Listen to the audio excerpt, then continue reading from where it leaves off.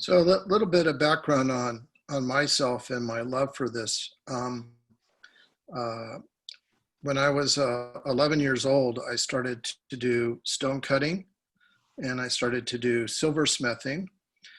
And I had the great pleasure of meeting a man named Clarkson Tava, who studied under a gentleman that you're going to see tonight, which was a gentleman by the name of Kenneth BEGAY. Kenneth was very renowned in the Navajo Nation as being a proponent of a new style called Navajo Modernism. And so he started developing this style in the 1950s. He retired, and to give back to his community, he started teaching silversmithing out at Shiprock. And so by imitation, you could go and take these classes. So the man who actually taught me jewelry, Clark, studied under Kenneth. So I showed up in '72. He had taken the classes with Kenneth in '69. And as a result of being infatuated by these styles of techniques and everything, I started cutting stones for him and started learning the basic silver making techniques of the Navajo. And then the other story that's quite personal is that I had a beloved aunt. It's my father's sister, and her family taught English out on the reservation from 1930 to 1950. So many of the items that you're going to see today were things that I grew up playing with when I used to go and visit her in San Diego. So I have really fond memories of being like 5 years old, 10 years old, and going through her bracelets and going through her rings. So she had an amazing collection of these vintage pieces that I'm going to show you. So I kind of grew up with a tremendous love of these things. My cousin actually inherited my aunt's collection, so that's still in the family. And this is something that I've been involved with since 1971. So I do collect these pieces from time to time when I find them in the market. And I think that of all the items that you can find out here, these are some of the most beautiful in terms of the simplicity of design, quality of the workmanship, and the like. So anyway, so I have a very personal relationship with the subject, and I run a site on Facebook. It's called Theory, History, and Formation. It's the largest educational site. We have over 6,000 postings now. It's been up for 2 years, and we do a lot of highlights of specific mines, specific jewelry by the individual Native American. So a lot of the photos that you see here came actually from our Facebook site. So we have over pretty close to 950 members now that are very kind of devoted to advance the whole subject of turquoise and this. Can you repeat that website?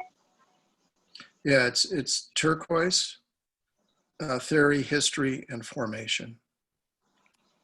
So you can find it and join. So this is what I call part 2, but again, it's going to cover the years 1920 to 1968, and this is what they have traditionally called the Modernism era for turquoise jewelry. And you're going to see a lot of really amazing pieces done by amazing artists that kind of took the traditional Navajo look and brought it out into a more modern setting. The other thing that you had is the creation of intertribal communication. So what happened during this period is that you had the HOPIs, the ZUNIs, the Pueblo people starting their own designs influenced by the original Navajo jewelry. So we're going to go over that today as well. So with that in mind, is it okay if I go to the presentation? Everybody ready to go? That's great. I'd say let's go, Richard.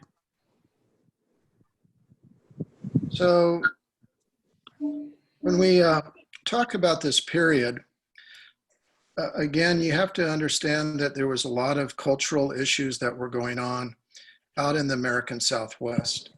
And 1920 was really a turning point, because what you had is the creation of the tourism market for objects made by Native American people. And this was a result of Fred Harvey setting up restaurants and shops along the railroad. You had the emergence of grand hotels in Santa Fe and Gallup out at the Grand Canyon. So you had major tourism that was going on.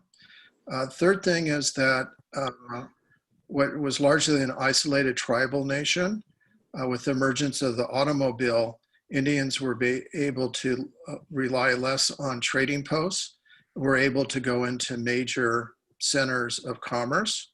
So you had a lot of tribal people that were interacting with Gallup, Albuquerque, Santa Fe, Farmington, and the like, and Flagstaff.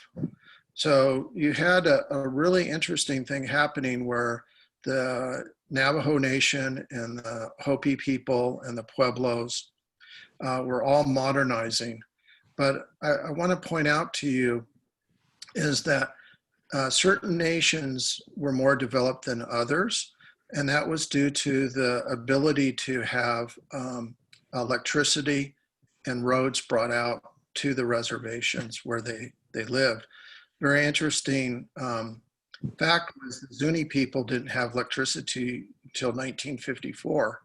So when we look at these historic pieces from this time era, I'm always amazed at how beautiful and fine these things were.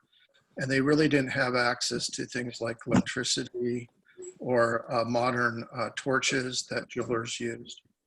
Wow. So the thing that when you look at this period is that you saw this, the Western market for white Anglo tourists, they started really loving these types of products. So the rugs, the pottery, the jewelry.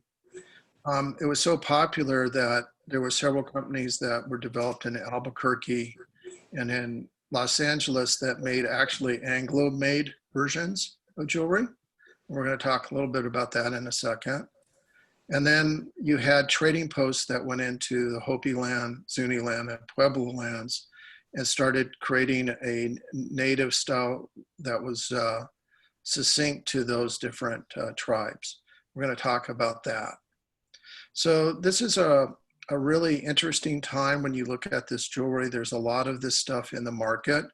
And I wanted to kind of give you a good broad view so that if you wanted to collect, you would be very educated on going out and finding these pieces.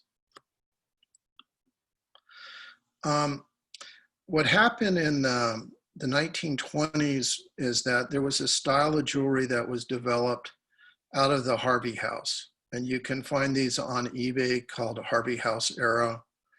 There's a company called Bell Trading. There was a company named Mizell. And at the time, most of the traditional jewelry that you saw that was worn by Navajos was very chunky and clunky. And this was not the style that most women wanted in the West. So what happened was that these companies started to go in and take basic designs and make them thinner and lighter to the touch. And they used machine stamping rather than hand stamping. So oftentimes when I see these historic pieces, they're actually machine made. And the way that you can tell is by the stamps.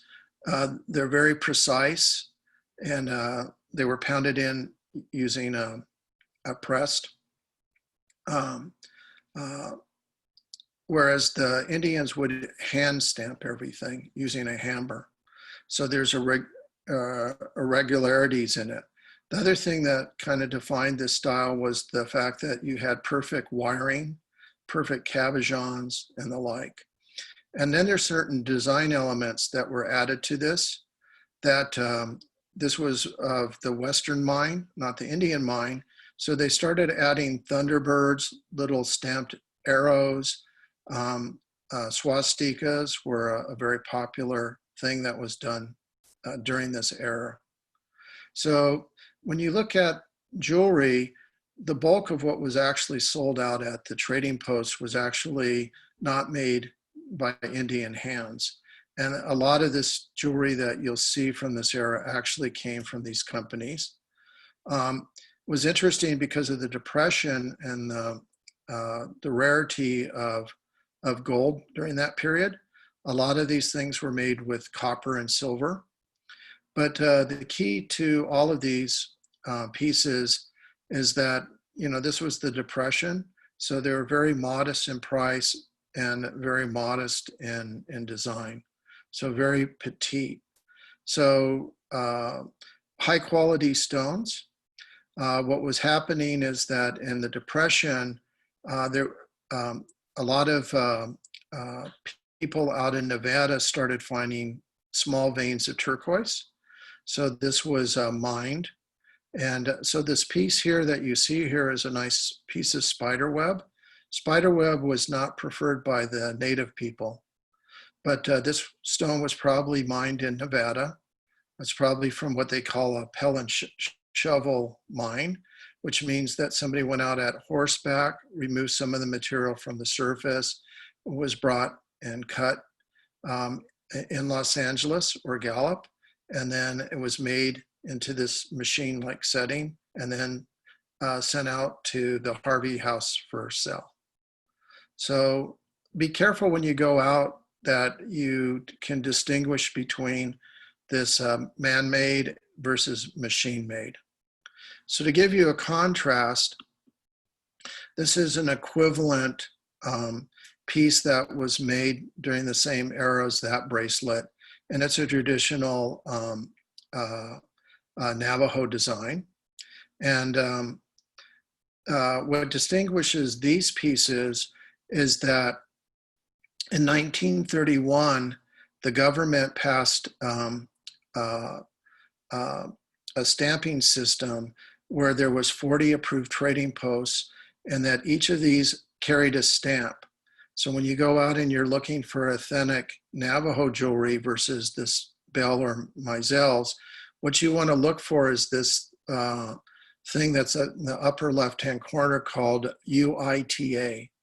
And so that was a system that guaranteed that it was made by Indian hands. It included ZUNI, HOPI, and Navajo jewelry. They insisted that all of the turquoise had to be real and natural.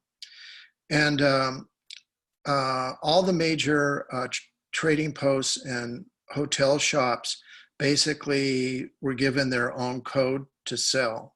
So the original Harvey house had their own number. C.J. Wallace, who we're going to talk about in a little bit, TOBE Turban, and then the Fouts family. So what was really nice about these pieces when you find them is that you can instantly date these to 1931 to 1945. The other thing that's very important when we look at this jewelry is that if you start learning about mines, there were certain mines that predominated in the jewelry. And so what you see here is a very beautiful stone that was from a mine in Nevada called the number 8 mine. It was the signature spider web. Now the difference between what you saw on the machine made versus this is you see that there's more purity of color. So this would have been very indicative of what Indians would have worn versus the tourist trade. So you can see that the spider web in this design here is much more subtle. And this individual piece here was made using a technique called sand casting. And so what they would do is they would collect a rarefied sandstone out in the Hopi lands. It was called tufa rock. And then they would carve this design that you see here, pour silver over it, use a saw to kind of cut out the actual bracelet, they would pound it in shape, and then they would add the stones. So this is a very much a native technique. If you were to look at this silver bands, you would actually see spots where the sand was mixed in with the silver and leaves pock marks. So these pieces are very easy to identify.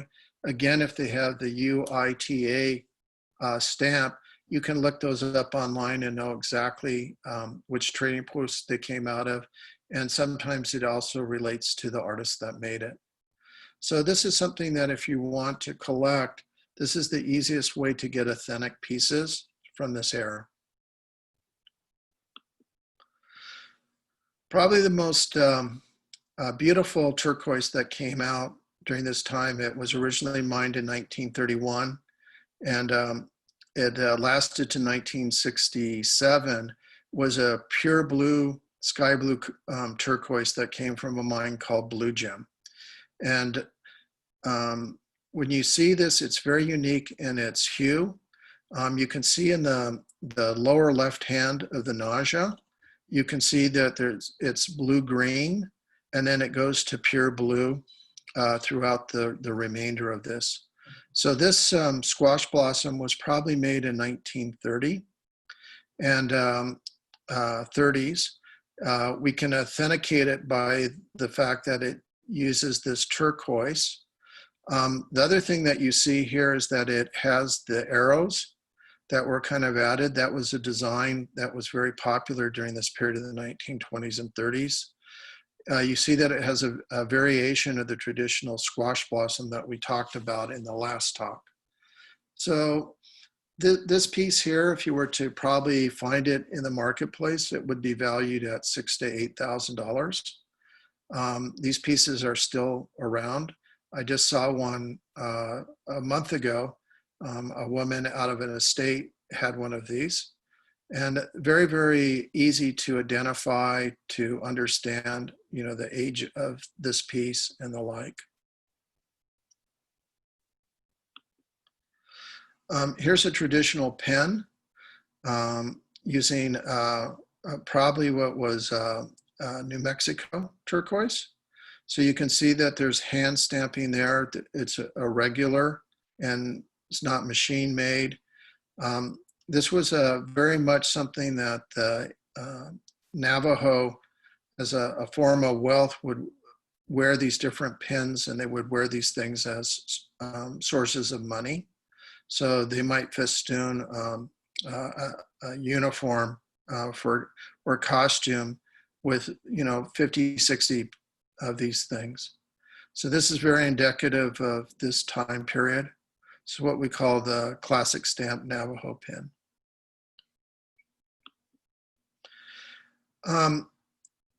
What happened in the ZUNIs is that there was a man named C.J. Wallace, which we're going to talk about, who actually had a couple Navajo silversmiths he brought in from the Navajo reservation.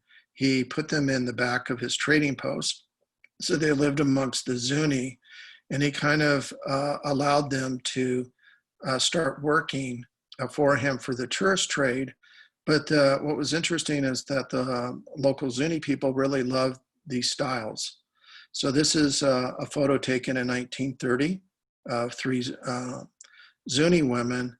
And what's quite interesting is when you look at this jewelry that they're wearing, you see in the middle a woman wearing a traditional turquoise tabla necklace that was of Navajo design. You see a very early Mexican Navajo squash blossom that's just pure silver, no turquoise, on the woman on the left. And then you see on the right the development of what we now know as fetishes. So this woman has small beads that are carved like birds. And so what you had is this great cross mingling of cultures. So all of this was started by the Navajo in 1880, and it took about 50 years, but then you had this really amazing period of cross-pollination where other tribes started to be influenced by this original indigenous design. The man here with a pretty awesome bolo tie is probably the most renowned person. His name was Charles Garrett Wallace. He ran the ZUNI trading post in ZUNI and in Gallup. And he came out in 1918 and started working with them. But his claim to fame was that he brought Mediterranean coral to the ZUNI. And the ZUNI, more than any other tribe, made that a signature look for their designs. And CJ was very famous for having the most amazing bench people working for him. His best silversmith was actually a woman named De La Casa. And he also employed many of the best smiths in their day. One was a person we're going to talk about named Dan Simplicio. So CJ probably did more at bringing high quality turquoise. He insisted on buying from the very best mines. He only used the best and the rarest forms of coral. In particular, he loved a variation of coral called oxblood. And so when we look at kind of this design aspect, prior to 1918, there was no coral ever used in Navajo or Zuni jewelry. And it was really during this era that CJ basically advanced this. And the other thing that was great is that he had his own UNIT stamp. So all of these pieces carry his signature and also carry the code for his Zuni trader. So these are probably the most coveted items from a collector standpoint. If you ever have a chance, and we're going to talk about it in a little bit, but the Heard Museum bought out his personal collection. They have over 200 items that were personally worn by Charles. And it makes the bulk of the collection at the Heard Museum in Phoenix. So if you're ever down there, it's on display and it's just stunning. But this is a man that really kind of put tourist jewelry on the map. He was the first one to recognize that there was a Western demand for high quality pieces made by Native Americans. This was the auction of his collections. He had over 400 items. 200 items went to the Heard, were bought out of this. But this was singularly the most important collection ever assembled and ever offered to the public. So this is the actual auction catalog, and you can read about it.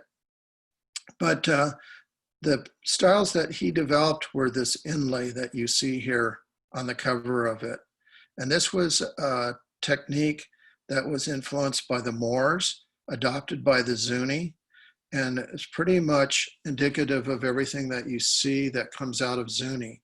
So what you see is a very high quality stone, perfectly matched, very petite, elegant, pretty much the antithesis of what you saw coming out of the Navajo land, which was very chunky, big stones, bulky. So you can see that, you know, there's an elegance here that you don't see in the Navajo jewelry. This is very typical of design.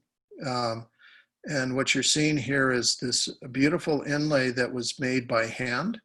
So again, they did not have electricity at Zuni until 1954. So all of this stuff was hand polished, hand shaped. It was made using very tight fitting bezels. All the wire was hand drawn. And what you see is the reverence that they had for these different stones. So you have red scallop shells that came up from Baja. You had jet that was mined up in the Navajo lands and traded for. You have mother of pearl.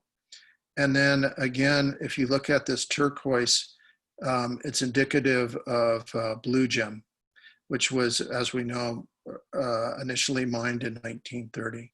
So this piece here probably dates to 1940, 1950, but very, very typical of ZUNI design. This was an artist that he hired quite young. It was an artist named Dan Simplicio. And Dan was really the first one to kind of integrate high quality coral with high quality turquoise. So the bolo tie that you see CJ is wearing in this photo was actually made by Dan. These are probably some of the most coveted pieces that you can find out of the CJ area. Probably I think about 120 to 130 of the pieces in the Heard Museum were made by Dan.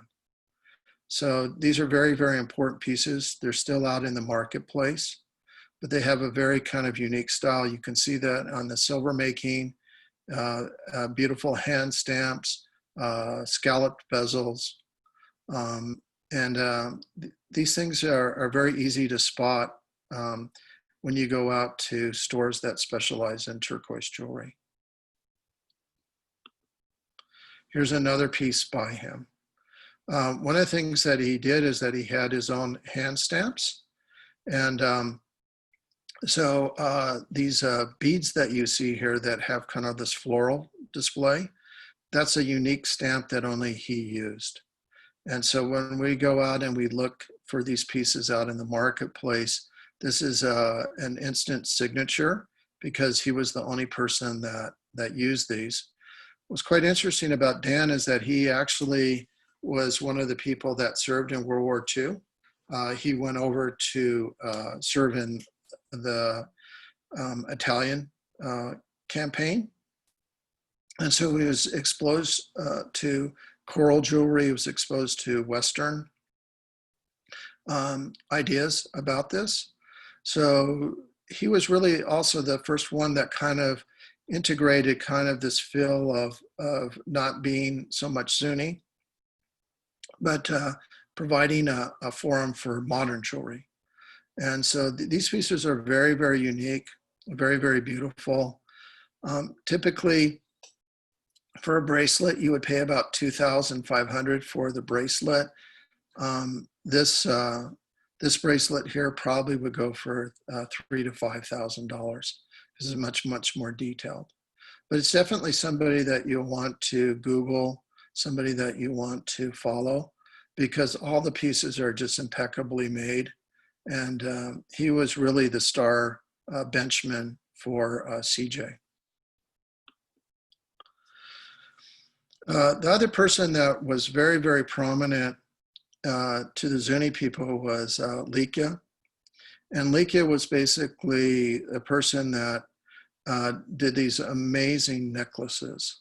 So you can see that he has an amazing jokla and traditional tab necklace made out of turquoise. But what he was most famous for was doing fetish carvings. And these things now sell for $30,000 to $40,000 a strand. He's probably the most collected of the ZUNI people. And this is an example of one of his fetish necklaces. So they were typically done as 3 strands. And then what he did is he alternated different animal shapes. So in this one, you see foxes, you see birds, you see bears. So they're very whimsical. And then each was made from a stone that you most associate with the ZUNI people. So they used jet, they used mother of pearl, they used turquoise, and they used the red shell. So these things are extremely rare.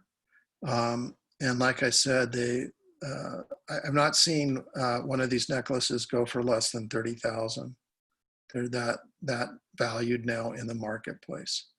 So this was a traditional ZUNI style. Again, you saw the woman in the original photo, the woman on the right, she was wearing a variation of this. So this is something that's uniquely ZUNI. This is a variation of something that he made, and this was again with coral. So typically when I see coral, I don't associate with the Navajo or the Hopi people, but strictly the ZUNI people. And again, it was because CJ had this unique relationship where he was bringing this stone into ZUNI. So this is a traditional necklace, probably made in around 1950s. So very different than the Navajo tab that we saw, which were more bulky and more encompassing of a person's frontal area. These things you can see are very petite and very elegant.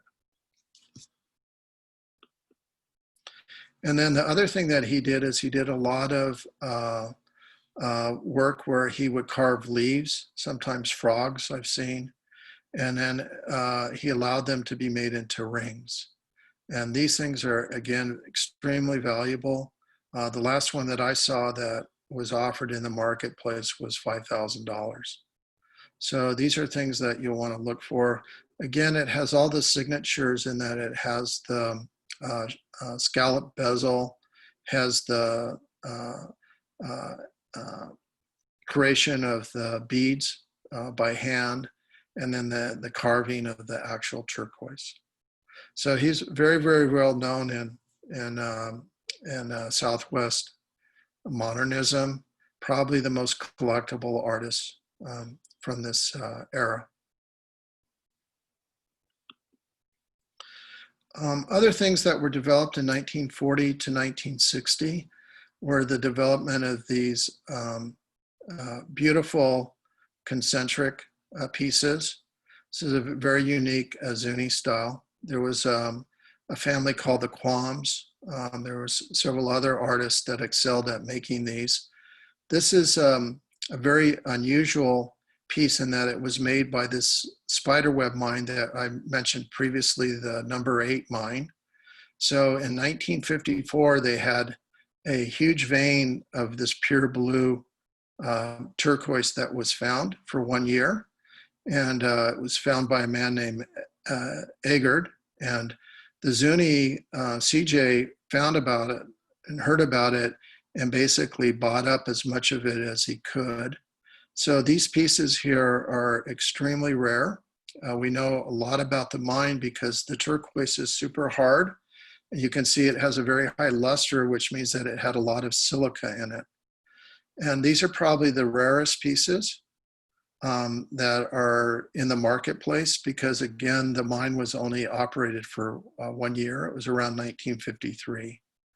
So this is a style that was very popular from 1940 to 1960. I had a friend that bought one of these. He paid $12,000 for the set. So again, something that are out there, something that if you come across it, you can immediately tag it and ID it for what it is.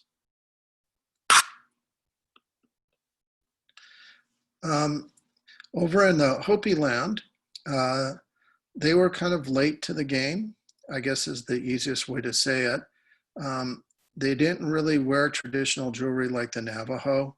They didn't use coral.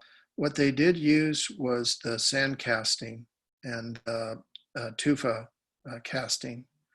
And there's a deposit of very porous sandstone. And what you do is that they would take a saw and cut it in half. And then on one side, they would make the bracelet design and carve it out as a negative. And then they would pour silver into this tufa stone. And then they would add these types of stones. So this is a very unique application. This site is so guarded. I have friends that are Navajo that have gone out and actually taken stone from the deposit, but it's a deeply guarded secret by the Hopi people. and it's something that's very indicative to their jewelry design. There was a person named Horace Iule, and he's probably the best mid-century Hopi artist. He kind of pioneered this whole use of tufa stone, and you can find these on the internet. They're not common, but they're probably the most reasonably priced of this mid-century. I've seen pieces as cheap as $600 to $800. So it's a real shame because it's really indicative of a whole start of a movement. He just didn't establish a name because he didn't have the back of somebody like C.J. Wallace. So you had this trade that was going on at the trading posts.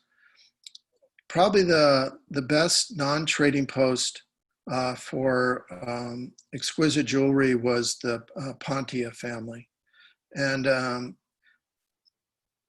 Frank Pontia was a very interesting man. He was born in Sicily. His family moved when he was 8 years old to New York City.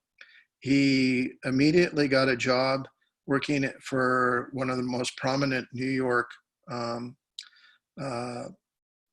jewelry companies, and which was often the custom back then, is that they did employ child labor to do this exquisite castings and the like. And so he got his start in the jewelry. He came down with, I believe, a form of tuberculosis and was told to go to the American Southwest to recover in a dry, sunny climate. So he went to Santa Fe, New Mexico, and then he eventually set up a sister store in Tucson. But Frank probably brought the design in terms of modernism farther than anybody. He doesn't get a lot of credit because he's not Native American. But what he chose to do is he chose to hire, much like CJ, the best and finest benchmen he could find to work in both locations. And so he opened up on the Palace in Santa Fe, and he was active until 1964. And the store was opened in 1927. So it was at this time that, again, there was a lot of interest in going out to the Southwest by East Coast and Central Anglos. And so this was what came out of his bench. And by all accounts, this is the most exquisite jewelry that was ever made in the Southwest. So what you see here is a combination of the best number 8. Again, we know the dates on this because this cut was extremely rare. So he got some of it. That's the upper stones. He matched that with a beautiful set of other number 8 material. And then you see these beautiful coral beads. But you can see the design is Western in its outlook. But it's influenced by Native American, but you wouldn't say that this is Navajo or Zuni. It was a style that was uniquely Frank. And all of his pieces are stamped, so they're very easy to identify in the marketplace. So they all have FP and this little tiny Thunderbird, which was the stamp for the store. There are other pieces that I've seen that were made by his other benchmen, but they carried the store stamp.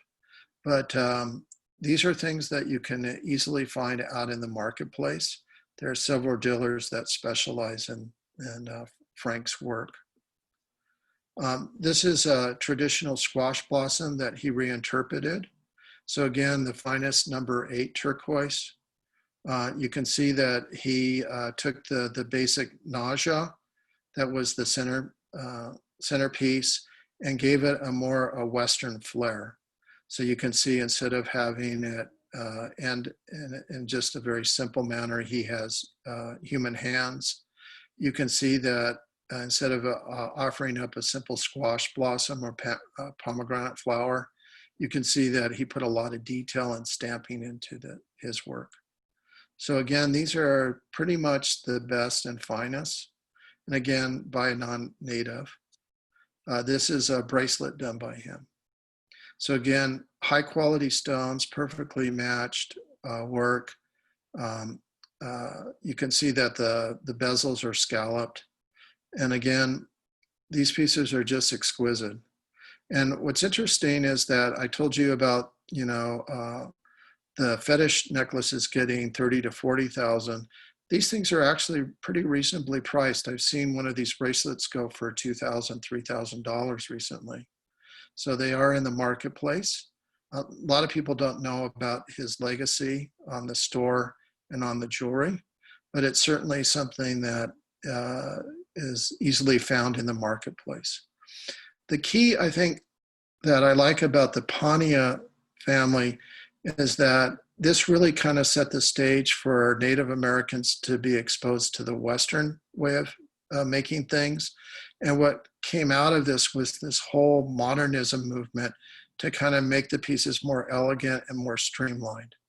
And so what Frank did more than anything is that he set the impetus for Native artists to rethink how they wanted to do things.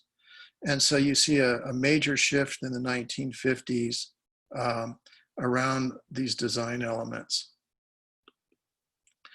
This is another piece done by him, which was more tied to his Sicilian roots.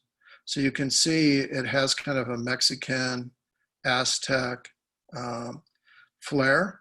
But again, the techniques that he used to make this would have been traditional silversmithing techniques done by the Navajo and by the ZUNI.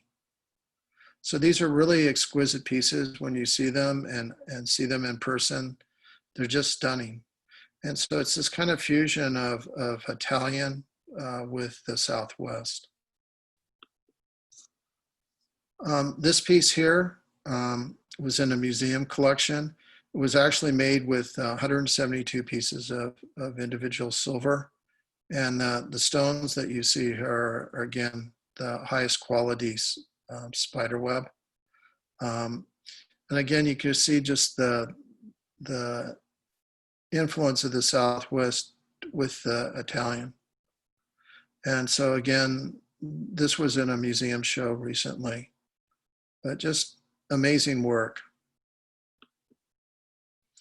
What's great about his family is that his son followed him into his train, and then his grandson. So you can actually still buy Pontia pieces. Sam operates a store out of Tucson, where his grandfather had the second store. What was great about his family is that they bought vast hoards of turquoise. So he actually has a lot of the original stones from the 30s and the 40s and the 50s. So stones that you see over here on the left are actually original old stock of the number 8 mine. And so you can still buy pieces from him. Sam, from time to time, will sell pieces by his father and by his grandfather. And so it's called the Legacy Pontia site on Facebook. I recommend that everybody that's on this to take a look at it. It's a really great source of inspiration for me, seeing these old pieces done by his grandfather. One of the people that worked for Frank Sr. was a person named Julian LOVATO. And Julian was part of the Pueblo people. And so he took these basic designs that Frank was doing and made them his own, done in the same version of Pueblo thinking. So this is different than ZUNI, but he super embraced the use of coral. He loved a particular turquoise from Bisbee, Arizona, And these pieces now are heavily collected. He's the oldest silversmith to go into this decade. He died in 2018. So he had a very, very long career. And this is a person that you'll want to research as well. So again, heavily influenced by Frank Sr. And you can see the stylistic, it's more Native American than it is the Italian. But you can see like the chains, those are all handmade. All of the things that you see here were hand cut using a saw and put together. And these pieces can be found, they're anywhere from $2,000 to $15,000 depending on the quality of the stones and the workmanship. This chain that you see here is actually reversible. You can see on one side it's coral, on the other side it's the Bisbee turquoise. So that chain is actually a reversed piece. So it has stones on either side. But this was kind of what they called the Pueblo European style. And again, Julian pretty much owned this for the last 60 years. This is another example of a ring that he did. He was one of the first people to incorporate 18 karat gold. This was mind-blowing for the Indians in the day when he started selling these things out of Thunderbird, because at that time, most of the work was done in silver. So there's many beautiful pieces made out of 18 karat gold. This is an exquisite piece of Mediterranean coral that was given to him by Frank Sr. So again, very desired, very collectible artist from this era. TOBE turban was in Gallup, New Mexico. And TOBE was instrumental in working with many of the mines in Nevada. And so his trading post became a center for the Navajo people to come into town. It was right in Gallup, and purchase stones directly from him. And then he employed several Navajo artists to make jewelry.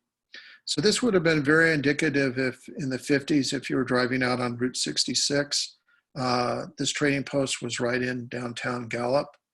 And you can see it's pretty much kind of what you would think a trading post would look like that would sell to the Anglo trade. So they had kachinas and pottery and jewelry and rugs. And this is some of the quality of the stones that he used to sell. He was world renowned amongst almost every Navajo jeweler that I've met, has always tried to get a part of his collection. So this is some of the most beautiful Nevada spider web. It came from an area called Lander, and just super beautiful. They call this turquoise Starry Night after the Van Gogh painting. So TOBE was very instrumental in bringing high quality turquoise back to the reservations and for use of the artists. And so when you see these later pieces from the 60s and 70s, you often see the pieces that he was involved with. So again, Frank was doing more the European style. TOBE was doing more the traditional chunky Navajo style. And probably his most famous benchman was this man named Fred Thompson, excuse me. He was born in 1922. He started doing jewelry at a very young age in the 1940s, and he worked as an independent, but he also did a lot of work in trade with TOBE to get access to this turquoise. What you see here on the right is actually a children's bracelet made by him in 1940. It's probably one of the oldest works that I've seen done by him. But you can see that his squash blossom and his bracelet and his ring, that's all the best number 8 turquoise. And again, anything that's made by Fred always has this exquisite TOBE turquoise in it. This is a concha belt that he made, all stamps made by hand by him. And so he was very famous for these concha belts. He did squash blossoms, bracelets, rings. But you can see, you know, very, very high level of detail, very high level of workmanship. This is a ring. Again, you can see the turquoise is similar to the one that I showed you. So this is a piece from TOBE. So again, all of this is hand filed, hand stamped, just really super beautiful work.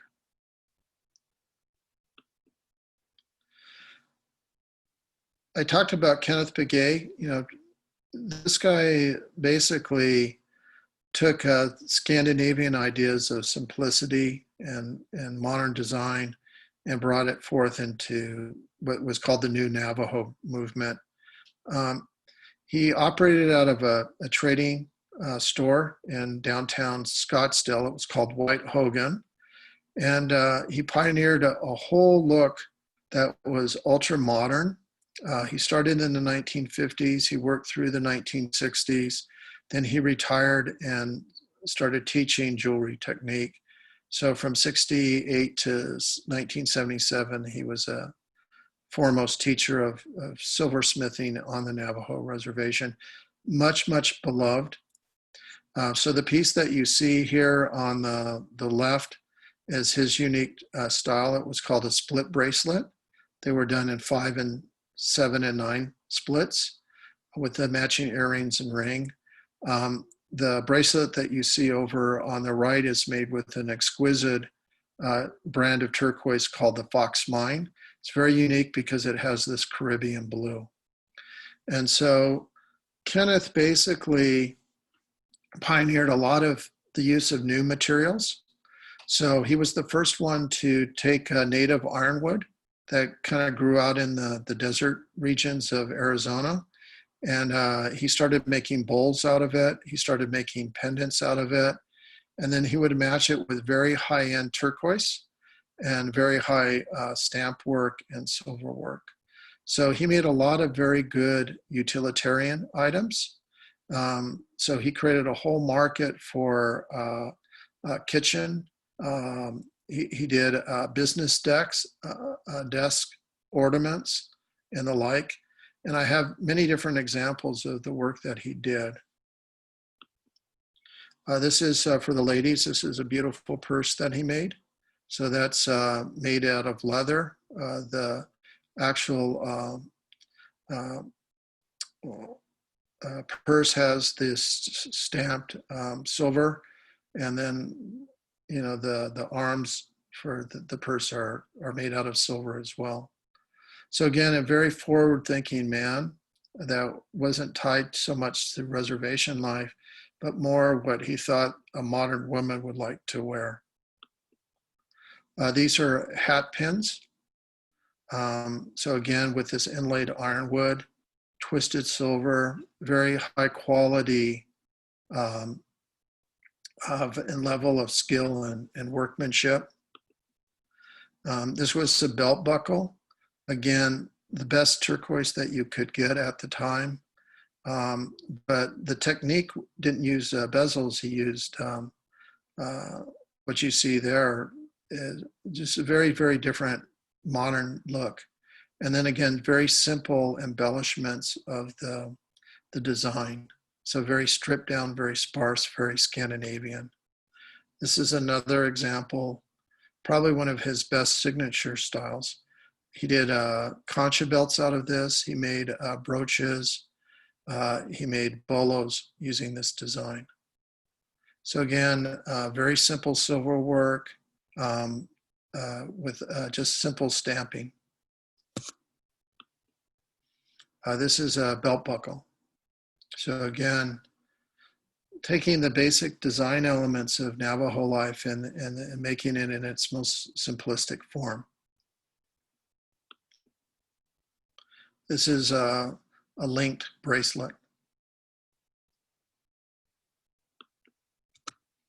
And this would be a necklace. As you can see, it has fluted beads. handmade silver beads, and then very sparing use of turquoise.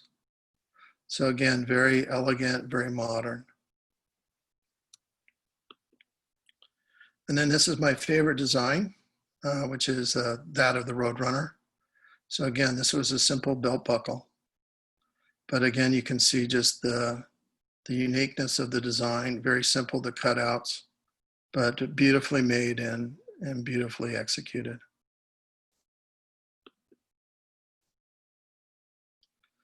The last artist that I want to talk to is probably one of my favorites. Again, much like the Pantias, the Quintana family now has 3 generations. So there was Joe Herrera Quintana, then his son, Sippy, Crazy Horse, went into the trade. And then his grandson now, named Wadi, is carrying on in his grandfather's footsteps. But they're from the Cochiti, Pueblo. And again, if you look at the design elements, I'll tell you something that you can see immediately is that Joe got his start at the Thunderbird shop under Frank. And so very much in the same style that you saw these other pieces, he was able to kind of create his own version of this Cochiti style, merged with the best of European. Very much like Dan Simplicio, Joe also served in the military. So he was sent overseas, and this had a huge impact on the design elements of his pieces. And so again, very, very collected artist.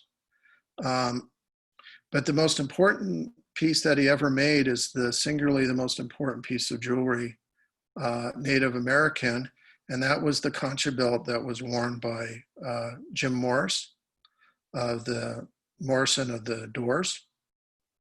So he actually knew Joe, and Joe was working at the time in Albuquerque and actually made the belt for him.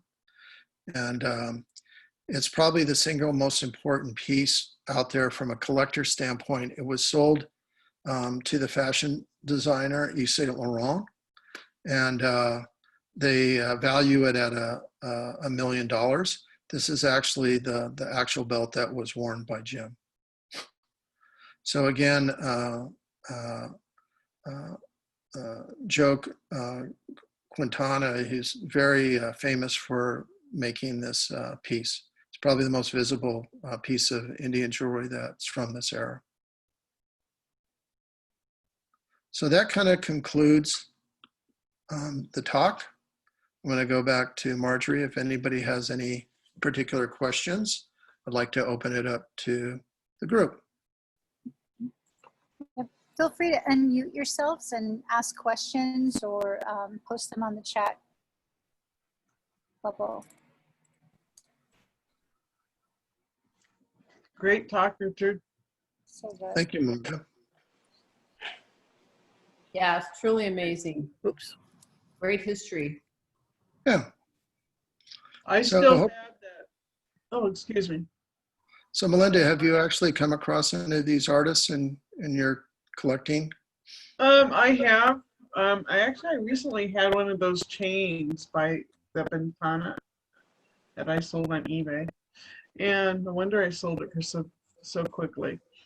But I still have that big giant cuff bracelet that has that beautiful Lone Mountain spiderweb turquoise in it. It's down in my space in the barn, and there's also a picture of it posted on the SOCGEMS Facebook page.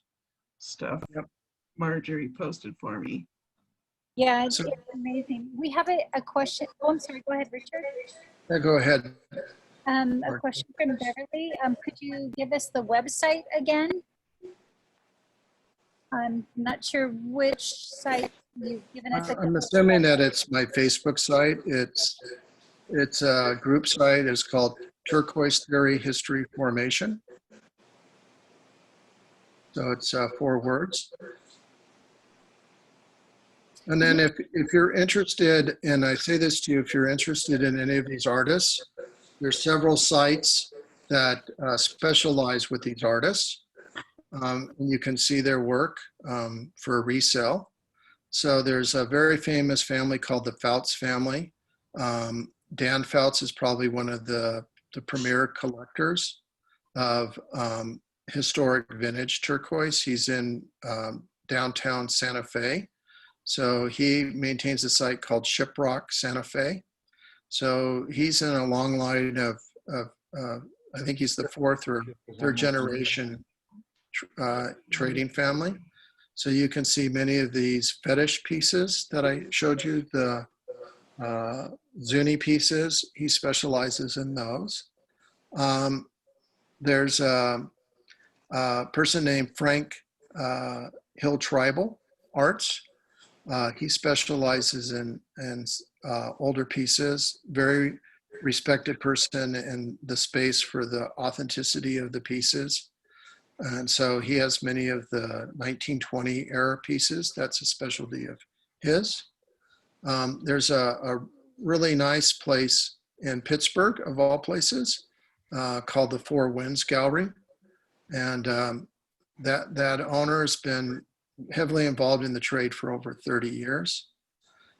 In downtown Scottsdale, there's one called Waddell, Waddell Gallery. And he features many of the more upscale pieces. So the Julian LOVATO pieces that you saw with the chain and the reversed piece, that's in the Waddell collection. So that's something that he has a strong affinity for this. And then there's a really nice site in Japan named TAHBAH, TOBE Traders.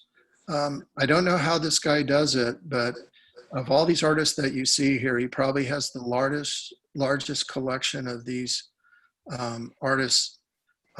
He must have a huge buying network here in the Southwest, because he probably at any given time has 100 to 200 of these pieces available off his website. And so these artists are very beloved in Japan and have very strong followings. And so it's always a pleasure if you can go out and take a look at his site. He's constantly getting these pieces in. So very, very good resource to kind of look at them and to learn about them. So when you're out in the field, you can identify them very, very quickly. Perhaps you might be able to list those on the Facebook page. Yeah, what I can do is that I'll do that. I'll list resources of people that can do. Very cool. That was, you said Frank Hill Tribal Arts? Is Yeah, that the Frank one? Hill Tribal Arts. Yeah, he's in New Mexico as well. Okay. Because I have a lot of stuff from the 1920s. Yeah, who would love to? Grandfather had gone there, so. Yeah, so this stuff, it does exist. I see it offered quite often, by certain people that collect, these various artists. But by and large, any of these pieces that you see have the most beautiful turquoise, the most beautiful technique. And all of these guys really brought forth the art in this period between 1920 and 1968. And personally, of the jewelry that I've seen, the pieces that I've seen by Frank PATANIA Sr. are just exquisite. There's no other words to describe it, and very reasonably priced when I've seen it. I have a thing, Richard. Yeah, Richard, I can hear you. Mel has a flip necklace. We did a show this last weekend, and she's got a necklace that reverses coral to turquoise. Very interesting looking. Yeah. It's a Carl Luthi piece. And I was told it was a night and day necklace, they call it, where it flips from coral to turquoise. Yeah. And also I have another thing. What about cuttlefish casting? So cuttlefish casting. That's like sand casting? Yeah, so cuttlefish came out because there was an article in the Rock County Journal in 1970s that told people how to do that. And Very strange. So, and the whole idea was these cuttlefish could be easily bought at a pet store because parrots sharpen their beaks on them. So, because we couldn't go out to Hopi lands and collect the tufa, they were saying, well, this is the next best thing. So it actually was promoted probably about 1974 as an alternative to tufa casting. There's a really wonderful artist named Daryl BEGAY, who is actually Kenneth's, would be his uncle. And Daryl is probably one of the best new Navajo artists, and he'll be featured in my part 3. But he has done a lot of work using that method. So there are some modern artists that are using it right now. It gives a rippled effect to the silver, which is uniquely associated with that technique. And it's really beautiful work. But you can go out to see his work. Very, very exquisite, very elegant. I did meet Daryl. He came into the White Pelican one time when I was there to talk to the owners, you know, but it's no longer in Dana Point, but Daryl did come in there and talk to us. So that was great talk, Richard. So a Hey, good Richard, friend of we have a mine, question from, oh, sorry. yeah, Sharon, who's a good friend of mine, is here tonight. She was asking about a particular artist. Do you want to read the question to me, Marjorie? What about Frank Fred. Fred Pashlakai? Yeah, so Fred was a very interesting. Thanks. Fred was a very interesting person because he was associated with Los Angeles, and he lived off reservation. And if I'm not mistaken, Sharon, I believe that he set up his studio off of Olvera Street. That's and true. He used to make these exquisite squash blossom necklaces.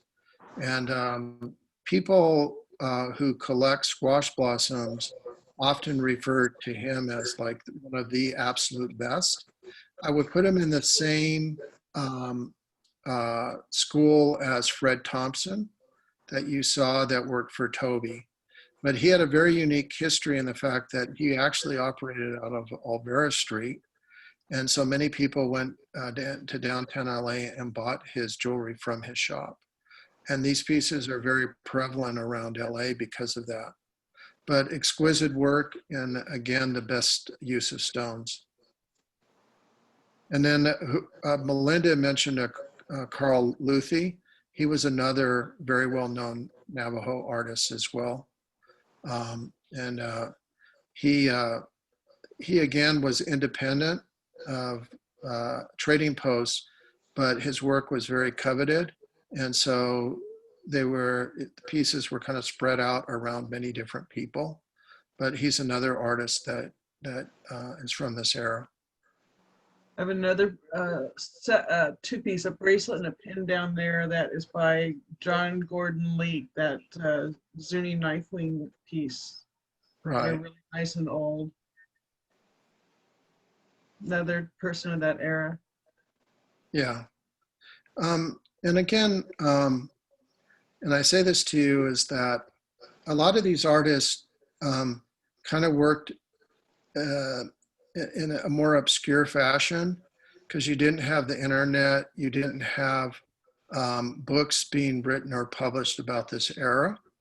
And so I highly recommend is if you can get down to Phoenix, do take time to go visit the Heard Museum and to basically take a look at their collection, especially the C.J. Wallace. You can, if you call ahead and ask for the person over it, they have a lot of the stuff in the back rooms that they're more than willing to share with you. So they have an exquisite jewelry collection. Again, out of that auction, they bought over 200 pieces. So it's the cornerstone of their collection. But really highly recommend that if you're down in Phoenix to take a day and go visit the collection. That's exquisite. Hey, Richard, we have a question from Nathan. Go ahead, Nathan. Oh, thank you. Thank you. Hi, Richard. Thank you for the talk. I've never, I've never seen a purse that I liked before the talk. So that was my favorite, Kenneth BEGAY. But my question is, were there any artists working in this time period with California turquoise that you know of? So it's interesting that you would say that. California turquoise was mined from 1890 to 1910. So most of the deposits that you know that are out in the desert and Holloran Hills, those were already exhausted. And what was interesting is that turquoise was sent to LA, and then it was shipped to Germany, and it was shipped to New York. And there was only 2 mines that were operating at the time. One was the claimed mine in Cerrillos, New Mexico, called the Tiffany Mine, and it had a very particular blue color. And then you had the Holloran Springs mines. And what's interesting is that not a lot was written about the California turquoise, but if you look at some of these old pieces, I have a friend that actually has been out to the mine and has new samples. The matrix looks almost identical to these older pieces from 1910. So it was used at the turn of the century. I don't have any knowledge of it being used between 1910 and present. Somebody who has some. Richard, do you have any idea about a book or a database that lists the artists and their stamps that is available? Yes, so there's a person named Billy Houghton, I believe is his name, and he's written 3 books on all the stamps. So very well documented. There's 3 volumes out there. And I think his name is Billy Houghton, I think is his name. But you can find him. It's this one. It's Billy H-O-U-G-A-R-T, Hogart. Yeah. You were close. And this is stamps and stuff in here. Yeah, So is that available on Amazon? Yes, it is. Okay, all right. I'll talk to you later about that. So no problem. Mel's got it up right now. Mel's got it up too. Okay, great. Yeah. All right. That's funny. Because Elaine We've got just a lot of yeah. turquoise and a lot of stamps, and we have no idea what they are. So it might be worth checking into it. I think so. Okay. A little bit about stamping, and this is very key. So in 1931, they started doing this training post stamping program, and I think it went to the 1940s. But certainly, when you see these stamp pieces, they're exquisite. Turquoise is natural, top 5%, and those are really safe buys. And I've never seen them really counterfeited in the marketplace. So if you can find those pieces, those are really super, super nice. And you can just type it in on eBay, and there's many of these things that are offered on a daily basis. And they're very reasonably priced. I've never really seen them go for a lot of money. The Julian LOVATO pieces, the Leica pieces, the Pontia pieces, those are exquisite pieces, and you don't see them very often. I've only seen one of the fetishes in 40 years that was authentic. So they're not very common. The people that have them keep them. So I can say this, that there are pieces out there. My wife has worked for an estate sale company for 10 years. And anytime turquoise comes in, I go in and take a look at them. And I have definitely found really nice pieces from this era.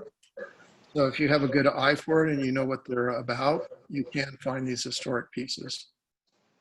Richard, I have a question for you. If you have old pieces and there's no stamp on them, does that mean they were just made before they started stamping? Yeah, it wasn't common for artists to ever stamp this stuff until the 70s. So actually, it's a nice indication of age when there isn't a stamp, because it wasn't a prevalent practice. The only people that did it were these trading posts during the 1931 on. And that was a way that it was a proof that was made by an Indian person. And it was really to kind of counter this Bell and Mizell movement that was happening, which was American machine-made, Southwest-looking jewelry. Yeah, I have a piece of that. I know how to identify that.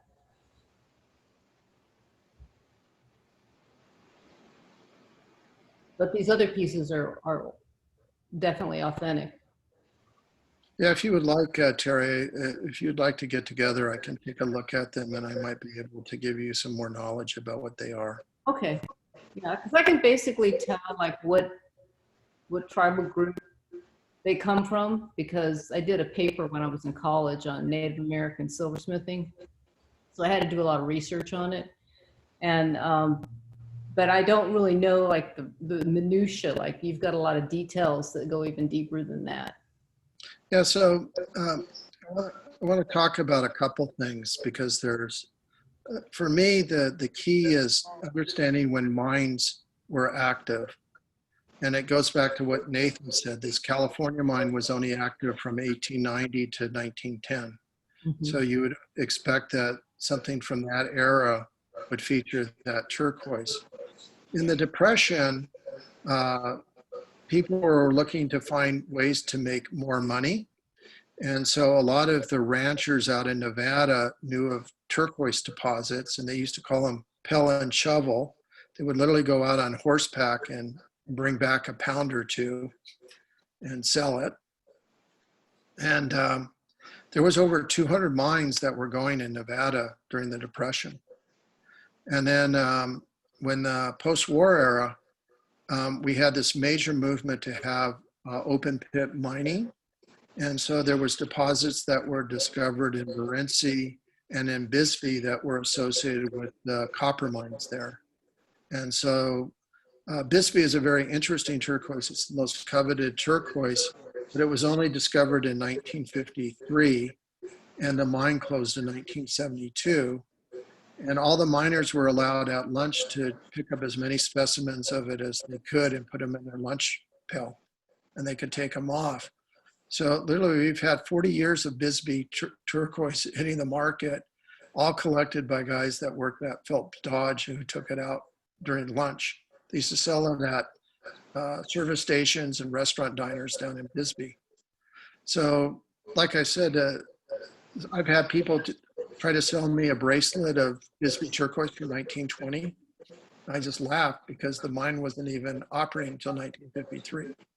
So by having a good idea of when mines were active, how the turquoise came into the community, how it was used, the most prominent two mines that make up bulk of 1970 to present was Kingman and Chinese. Those were provided like literally 95% of the turquoise. So that's a really good age date for me when I look at like 1970 on, is the use of Chinese or Kingman turquoise. Prior to the 20s to the 1960s, it was all these Nevada mines. So when I see like blue gem turquoise, it's very particular blue and green combination. When I see it in older pieces, I know that that piece is real because the mine stopped operating in 1967, and they literally buried the mine under 500 feet of tailings. So there's no turquoise coming out of that mine ever. So it was whatever was mined and cut. So there are, you can look at pieces, and if you know a little bit about the turquoise, this really beautiful blue number 8 was only found in the 40s and 50s. Then as they got deeper, the turquoise got very light colored. It became a seafoam green. But the really hard blue mine, that was all mined out in 1953. So by knowing this mine history, you can look at these historic pieces. And re-authenticate them. Carol has a question. When did they start making squash blossom necklaces? Squash blossoms were made, were the first pieces made in the 1880s and 1890s. The design actually came from the Moors through the Mexico, and it was the first designs that were taught to the first Navajo silversmith in the 1870s, and they became a very popular form of ornament in 1880s. So there's many photographs of people wearing these historical things that are dated from that time period. And The use of turquoise with them happened during this era between 1920 and 1970. You started seeing the actual use of turquoise with them. Prior to that, they were simply made out of silver. I'm just trying to find out information. I have one that they call the pomegranate blossom. It's huge. Yeah, And it only had 2 stones in it, and the stones were so old that one of them has actually come out of it. It has been deteriorated and it fell out. yeah. So the squash blossom, actually, the Spanish name was the pomegranate flower, but it goes by squash blossom. But the reality is the actual flower in it is a pomegranate. Okay. So, and that was a design that was brought over by the Moors. Pomegranates, as you know, are native to Morocco and Spain. Oh, cool. Okay. Native. Thank you.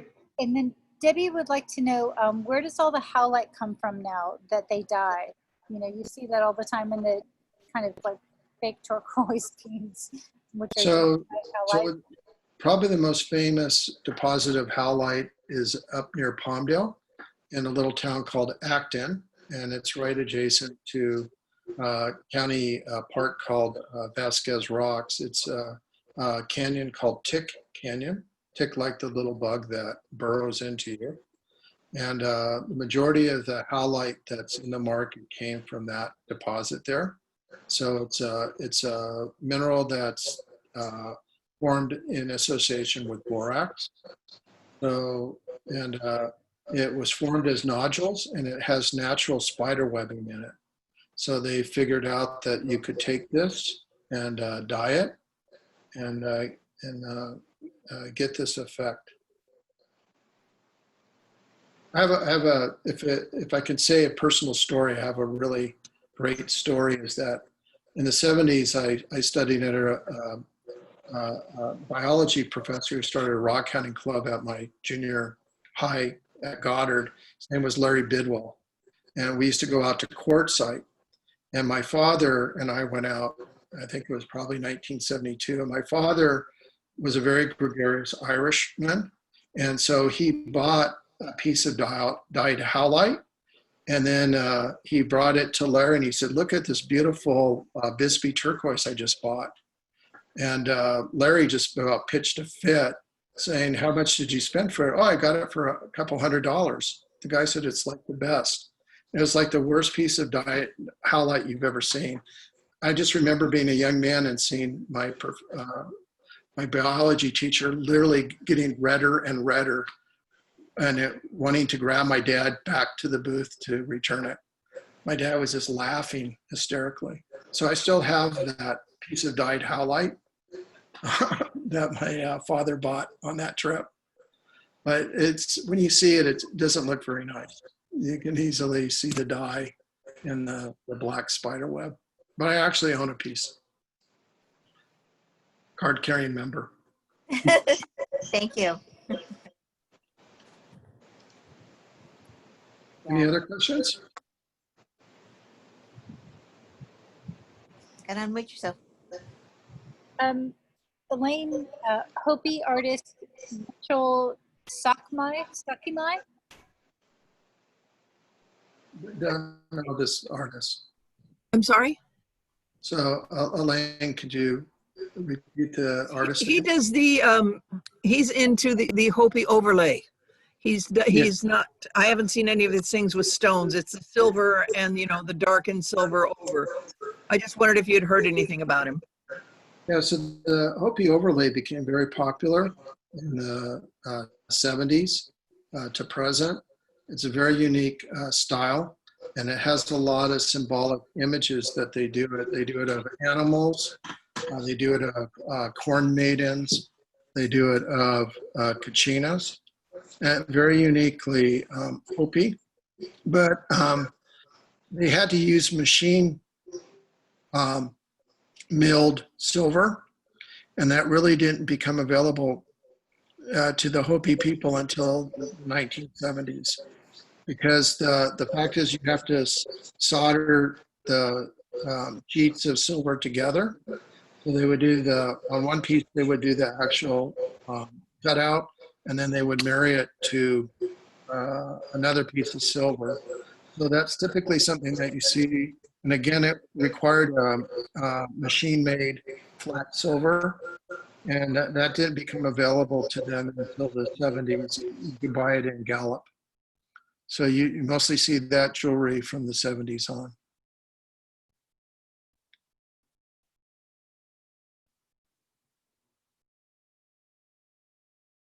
Any other?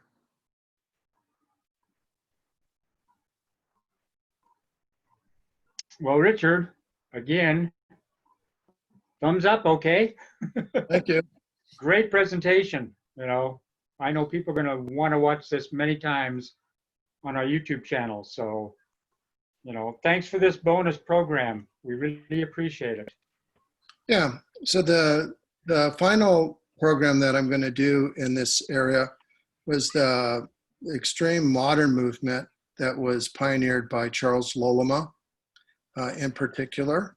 And so that will be the next presentation that will conclude that. So that's the part 3, which is 1969 to present.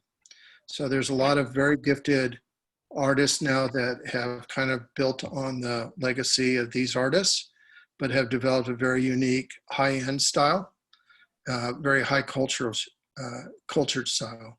So not using silver, not using turquoise, but using more high-end materials. And so that will be the next presentation that I'll put together for you guys.